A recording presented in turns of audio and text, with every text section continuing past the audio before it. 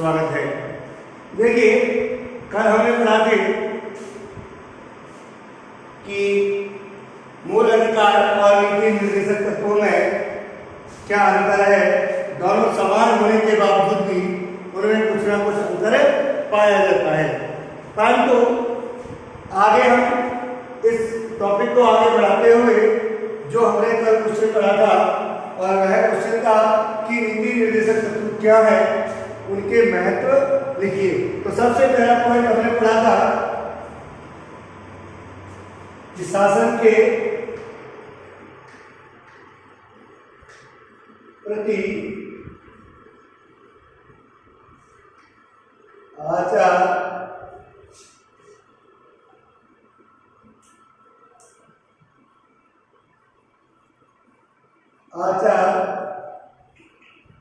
संहिता।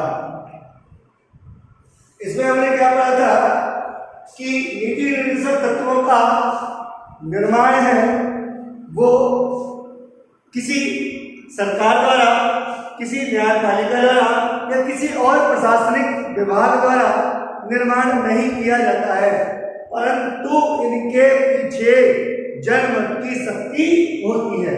तो हम कह सकते हैं न्यायालय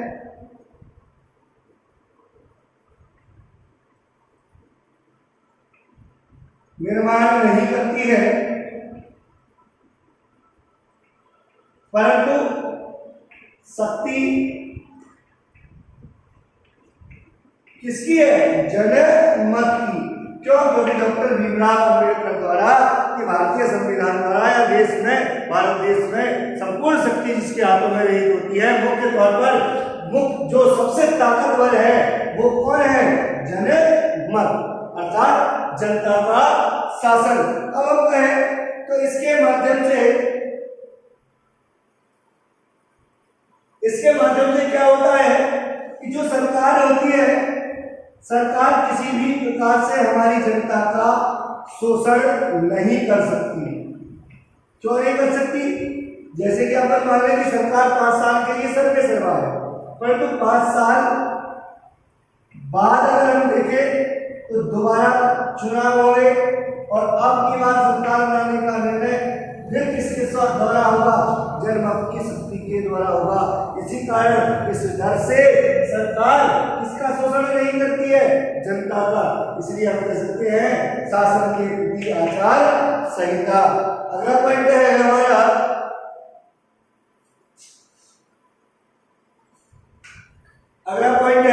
लोक कल्याणकारी राज्य की प्रेरणा।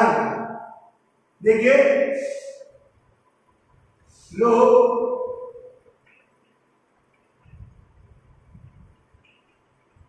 कल्याणकारी राज्य की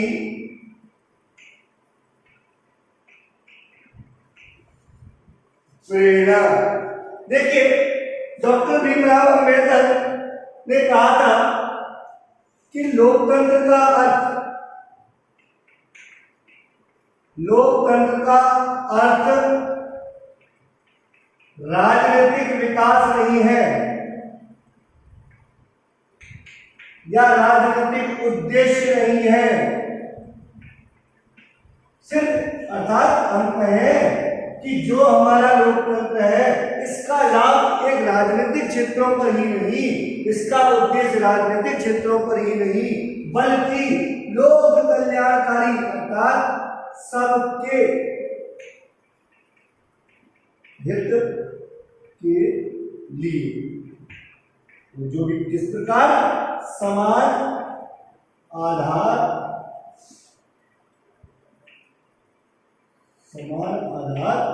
पर। देखिए, लोक कल्याणकारी अच्छी होता है कि जिसमें सभी वर्गों का, सभी जातीय समुदायों का, सभी धर्मों का एक रूप से, समान व्यवहार से, गरीब और अमीर का समानता से विकास हो। तो हमारी सरकार का यह दायित्व होता है कि लोक कल्याणकारी राज्य की प्रेरणा में यही है कि सिर्फ सरकार का यह दायित्व बनता है कहीं भी किसी एक जाति विशेष वर्ग विशेष पर प्रभाव न पड़कर समस्त जनता पर पड़े और सभी का समान आधार पर विकास हो, जिससे हमारा देश विकसित अवस्था में पहुंच सके, विकासशील से विकसित अवस्था पर। अगला पॉइंट है, यही हमारा है शासन के मूल्यांकन का आधार। देखिए, नीति निर्देशक तत्व न्यायालय द्वारा नहीं बनाए गए, परंतु हमने दोबारा आपको एक पॉइंट याद रखना है, सबसे पहला आचार संहिता वाला, कि उसके पीछे जनमत की शक्ति होती है। शासन का मूल्यांकन का अर्थ क्या होता है? मूल्यांकन किसे कहते हैं? मूल्यांकन आपने देखा होगा छोटी छोटी क्लासों में, जब आपके अध्यापक आपकी कॉपियों को देखते थे, आपका होमवर्क पूरा है, आपका अनुशासन है, आपके नंबर कितने आए हैं, अब तक जो टेस्ट लिए हैं, उस आधार पर आपको अंक दिए जाते थे। 5 में से 4, 3, 5, वैसे 5 भी मिलते थे जो अच्छी परफॉर्मेंस होती थी जिसकी, और जो बिल्कुल नील बैलेंस था उसका 1 नंबर या 0 नंबर भी प्राप्त होता था। अर्थात कि कौन बच्चा कितनी प्रोग्रेस कर रहा है, कौन पहले प्रोग्रेस कर रहा था और अब कितना पिछड़ रहा है, तो उसको अपन क्या करते हैं, जांचने का जो मापदंड होता है उसे हम क्या कहते हैं, मूल्यांकन, कि सही है या गलत है। जो योजना पारित करी है, जो कोई कार्य करता है उसमें वो सफल हो रहा है या असफल हो रहा है, तो इसको जांचने की प्रतिक्रिया को हम क्या कहते हैं, मूल्यांकन। तो शासन के मूल्यांकन का क्या आधार, कि जो सरकार है, सरकार है, सरकार द्वारा देश के विकास के लिए ऐसा क्या किया गया है जिससे हमारे देश का क्या हो, विकास हो। तो उसके लिए हम कहते हैं नीति निर्देशक तत्वों के माध्यम से हम सरकार के कार्यों का मूल्यांकन करते हैं, सरकार की योजनाओं का मूल्यांकन करते हैं, उनकी विधि प्रक्रियाओं को, विधिक कार्यों को जांच करते हैं कि उनका प्रभाव पड़ रहा है या नहीं पड़ रहा है। तो उसके लिए हम नीति निर्देशक तत्वों के माध्यम से उसका चयन करते हैं कि सरकार की चलाई गई योजना सफल है या असफल है। इसके द्वारा बनाई गई विधि मीन्स कानून संवैधानिक है या असंवैधानिक है। अर्थात हम जान सकते हैं कि सरकार ने अपने इन 5 वर्षों में हमारे देश की जनता के लिए, हमारे देश के लिए क्या किया है, विकास किया है या नहीं किया है। तो उसका मूल्यांकन हम किसमें जानते हैं, नीति निर्देशक तत्वों में। किसमें, नीति निर्देशक तत्वों में। आगे चलते हैं, लास्ट पॉइंट हमारा संविधान के क्रियान्वयन में सहायक। देखिए, ये तत्व देश के विकास में सहायक है कि जो उत्तरदायी संस्था है, देश के उत्तरदायी संस्था है, वे निर्देशित होंगी किस प्रकार कार्य करेगी।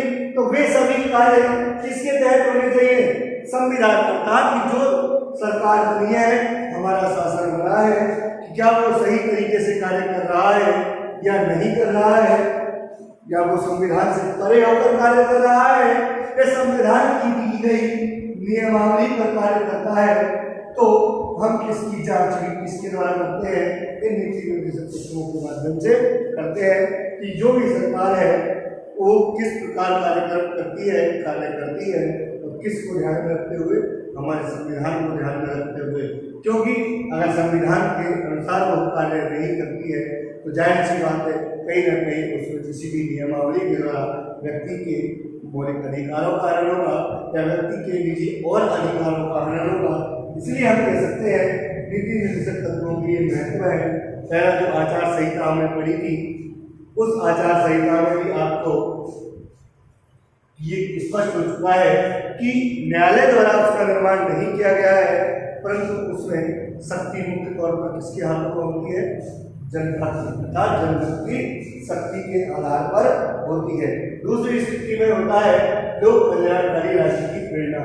कि लोकतंत्र का अर्थ सिर्फ राजनीतिक विकास ही नहीं, राजनीतिक उद्देश्य ही नहीं, बल्कि आर्थिक भी होना चाहिए, सामाजिक भी होना चाहिए, जिससे सभी क्षेत्रों में सभी व्यक्तियों का समानता पूर्वक लोक कल्याणकारी सभी का भला हो, ऐसा समानता पूर्वक सभी का भला हो, ऐसी राज्य की प्रेरणा होनी चाहिए, ऐसे राज्य की सरकार की प्रेरणा होनी चाहिए, न कि सिर्फ राजनीतिक लोकतंत्र पर आधारित। दूसरा, शासन के मूल्यांकन का आधार। इसमें हम जानते हैं सरकार जो भी कोई कार्य करती है, योजना बनाती है, कुछ विधि बनाती है या और कोई भी नियमावली द्वारा नियमावलियों का प्रयोग लेती है, तो उन सभी मूल्यांकन, उन सभी योजनाओं का, उन सभी नीतियों का हम मूल्यांकन कर सकते हैं कि कौन हमारे लिए सफल है, कौन असफल है। तो उसकी जांच नापने का, उसका मापदंड करने का ये हमारा सबसे अच्छा आधार है। दूसरा, सरकार जो होती है या जो राज्य होता है उसको पूरी नियमावली संविधान के अनुरूप ही बनानी चाहिए, उसी के अनुसार उसको कार्य करनी चाहिए, जिससे वो सफल रहे, कहीं व्यक्ति के निजी अधिकारों का या मौलिक अधिकारों का हनन न हो, और जिससे उस व्यक्ति का क्या हो जाए, विकास। इसीलिए तो हम कह सकते हैं चाहे भले ही इसका न्यायालय द्वारा निर्माण नहीं किया गया हो, परंतु ये लाभ किसके लिए है, सफल किसके लिए है? जनता के लिए। Next point, next question, next question,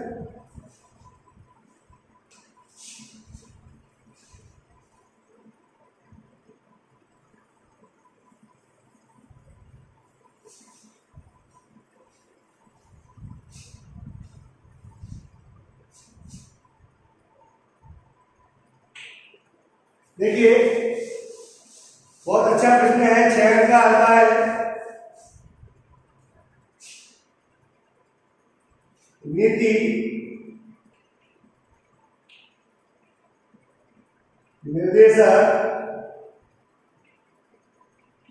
तत्वों के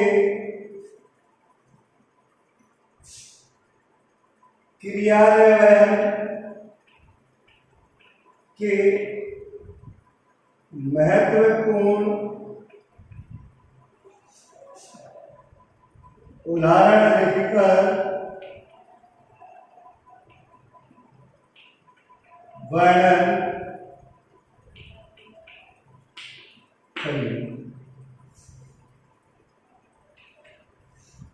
देखिए 6 अंक का आता है पेपर में कि अब हम जितने भी बिंदु पढ़ेंगे इसके अंतर्गत, जो इसके उदाहरण हैं, उन उदाहरणों में सहयोग मुख्य तौर पर नीति निर्देशक तत्वों का है। जैसा कि आप सभी जानते हैं कि आज़ादी के समय, सन 1947 के समय के बाद भारत में कुछ समस्याएं उत्पन्न हुई थी। उन समस्याओं के बारे में हम पढ़ चुके हैं, परंतु जब से लेकर आज तक हम विकासशील ही है।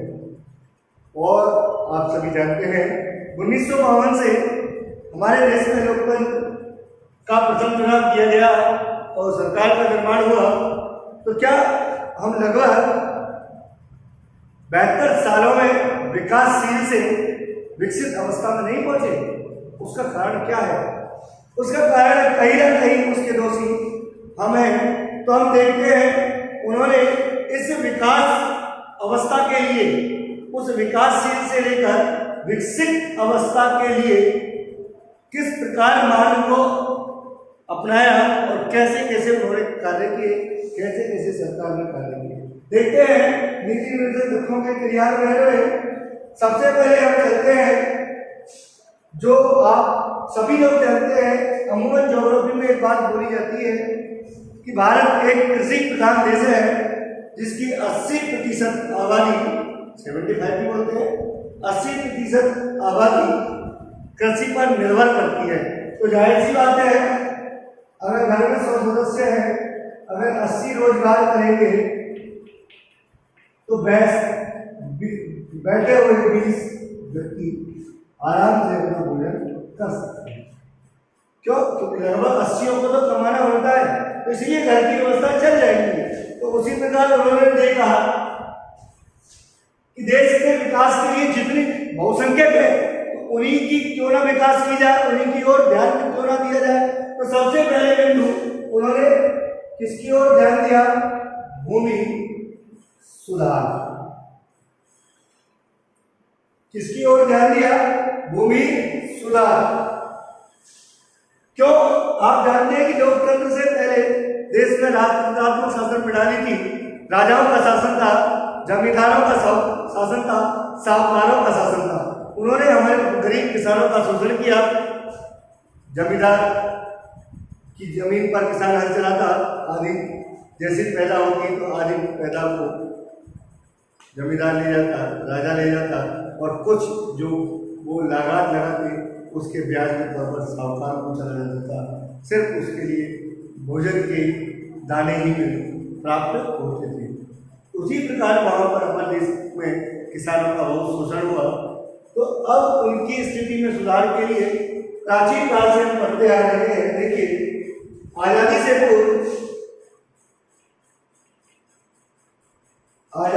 पूर्व किसानों का राजा, जमींदारों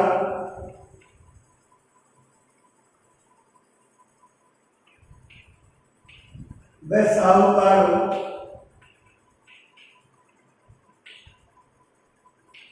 के द्वारा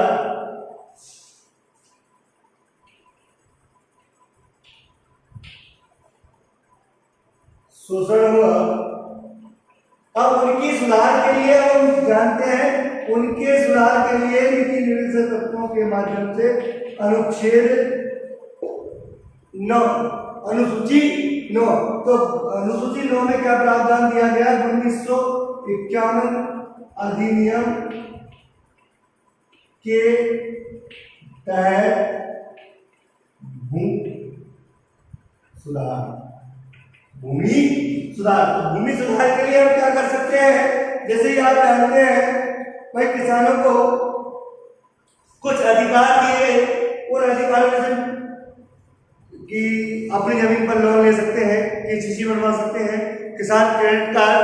दूसरी स्थिति में इसी में मेड़बंदी सम्मिलित हुई थी, हरित क्रांति वर्ग सम्मिलित हुआ था, नई नई तकनीक देश के सामने आई है। और जैसे हम कहें उन्नत बीज, उन्नत खाद, ये सभी प्रकार के नियमों का हमारी सरकार ने उनके लिए प्रोत्साहन दिया, उनका प्रयोग कराया। जैसे जैसे करके उन्होंने उन तकनीकों का उपयोग किया और अपनी भूमि की स्थिति में, अपनी उर्वरक शक्तियों में सुधार कर अपना उन्होंने थोड़ा बहुत सुधार किया और अपना विकास किया। तो ये हो गया हमारा पहला पॉइंट, भूमि सुधार। दोबारा सुनिए, आजादी से पहले हमारे किसान भाइयों का बहुत शोषण हुआ है, राजाओं के द्वारा, जमींदारों के द्वारा। तो उसके लिए हमारे नीति निर्देशक तत्वों के द्वारा भूमि सुधार पर विशेष तौर पर जोर दिया गया है। तो भूमि सुधार से संबंधित अनुसूची है अनुसूची नंबर 9, जिसमें 1951 अधिनियम के तहत कुछ नियम आते हैं। जैसे हम भू सुधार में ये सभी आ गए, जैसे मेड़बंदी हो गया, पेड़ पौधे हो गए, बदल कर फसलों को बोना आ गया, दलहन वाली फसलों का उपयोग हो गया, मशीनी तकनीकों का उपयोग हो गया, उन्नत खाद हो गया, उन्नत बीज हो गया, ड्रिपिंग प्रणाली हो गई और फुब्बारा कृषि हो गई। तो उसके माध्यम से किसान अपनी भूमि की पैदावार में वृद्धि कर सकता है और अपना विकास कर सकता है। दूसरा जो अपने सबसे बड़ा पॉइंट है, पंचायती राज व स्थानीय स्वशासी, पंचायती राज व स्थानीय स्वशासी निकाय। देखिए, नीति निर्देशक तत्वों के माध्यम से, देखिए नीति निर्देशक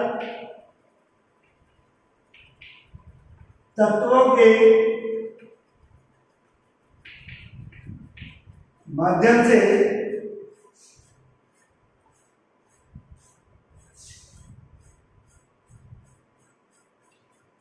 ग्राम पंचायत व स्थानीय निकायों का निर्माण किया गया है।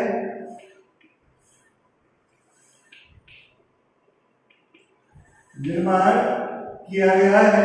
देखिए और एक और बात, इनके लिए 73वां संशोधन और 11वीं अनुसूची, 74वां संशोधन और 12वीं अनुसूची जो इनके लिए शक्तियां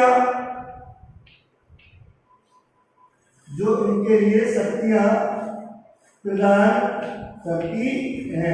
अर्थात जो हमारा पंचायती राज व्यवस्था है, हमने संघीय शासन व्यवस्था पढ़ा होगा, तीसरा स्तर मैंने आपको वहां पर ये चीज बताई होगी, 73वां संविधान संशोधन, 11वीं अनुसूची, 74वां संविधान संशोधन और 12वीं अनुसूची ग्राम पंचायत और नगर पालिकाओं से संबंधित बताया था। अगर पढ़ते होंगे तो पता होगा, अगर मोबाइल लेके वैसे ही बैठे तो वैसे ही बैठे।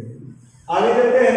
इसको मजबूती जो विकेंद्रीकरण होता है, सत्ता का विकेंद्रीकरण, केंद्र सरकार और राज्य सरकार से सत्ता लेकर किसी तीसरे स्तर की सरकार को देना ही सत्ता का विकेंद्रीकरण कहलाता है। तो उसमें मजबूती के लिए हम क्या कह सकते हैं कि 73वां संविधान संशोधन, 11वीं अनुसूची और 74वां संविधान संशोधन और 12वीं अनुसूची। तो उसमें हम आगे चलते हैं। तो सबसे पहला एक प्रश्न और इसमें से निकल के आता है कि पंचायती राज व्यवस्था की स्थापना कब हुई? 2 अक्टूबर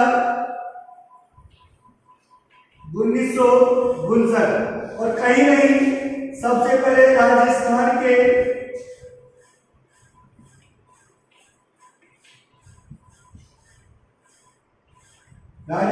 के नागौर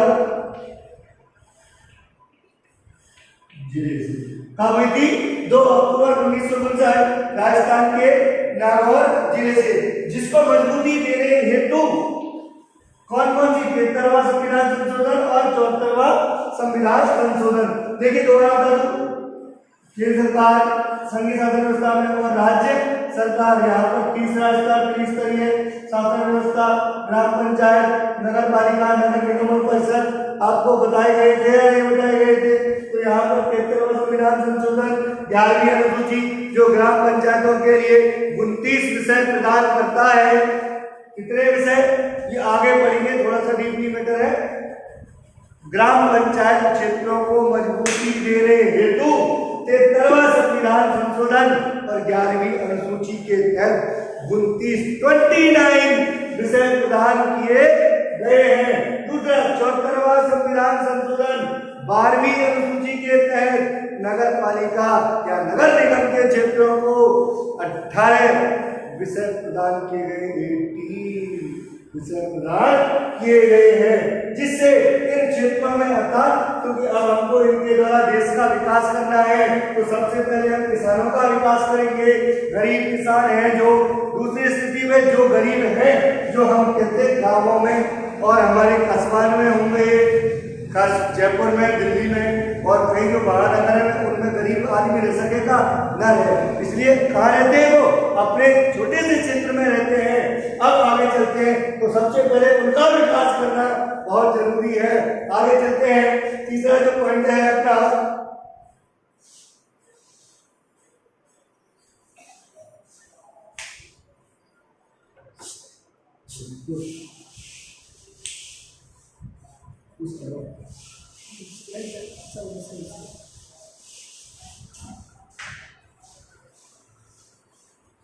देखिए तीसरा है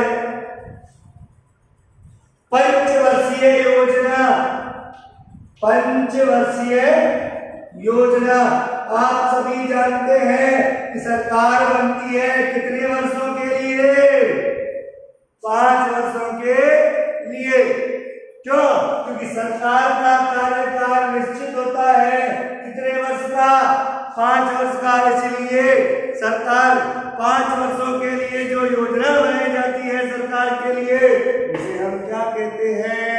पंचवर्षीय योजना। क्योंकि सरकार देश के विकास के लिए जो टाइम टेबल बनाती है, डायग्राम बनाती है, वो 5 वर्षों के लिए बनाती है और उन्हीं 5 वर्षों के दौरान ही उसे अपने देश का विकास करना होता है। इसीलिए पंचवर्षीय योजनाओं का निर्माण होना अति आवश्यक है। अर्थात नियोजन की कार्य करने से पहले जो योजना बनाई जाती है उसे योजना कहते हैं। और जब योजना बनाई गई जिससे सफलता हासिल होती है, उस पूरी प्रतिक्रिया को हम क्या कहते हैं? नियोजन प्रतिक्रिया। नियोजन प्रतिक्रिया की कार्य करने से पहले जो योजना बनाई जाती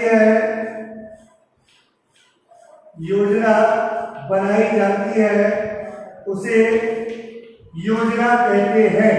ठीक। और जो योजना जिसके लिए बनाई गई है उसमें सफलता हासिल होती है तो वो पूरी प्रतिक्रिया क्या कहलाती है? नियोजन प्रतिक्रिया। तो सरकार योजना बनाती है 5 वर्षों के लिए और सरकार की योजना है पंचवर्षीय योजना, और उसी दौरान वो अपने देश का क्या करती है? विकास। इसीलिए सरकार को या हमको भी विकास करने हेतु हमें अपना टाइम टेबल बनाना होगा पढ़ने के लिए कि हमें इतने घंटे पढ़नी है, ये विषय पढ़नी है, ऐसे पढ़नी है। तो तब तक हम सफलता हासिल नहीं कर सकते जब तक हम किसी भी कार्य को करने से पहले योजना नहीं बनाएंगे। आज के लिए इतना ही काफी। नमस्कार, धन्यवाद। चैनल को सब्सक्राइब करें, शेयर करें, लाइक करें।